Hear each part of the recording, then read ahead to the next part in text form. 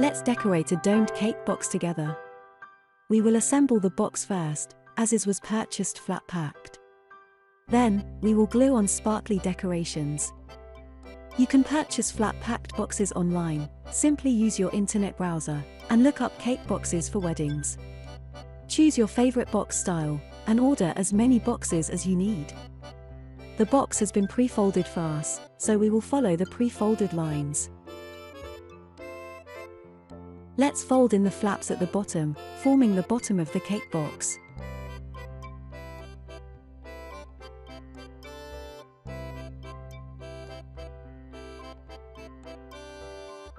We will fold the flaps at the top now, one by one.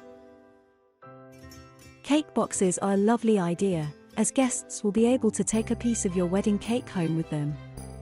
And, you can send a piece of cake to friends who are not able to come to your wedding. This box has a beautiful pearlescent finish, and could be used on its own. We will add some glue on diamante decorations, to add sparkle. You can arrange the glue on diamantes in a pattern.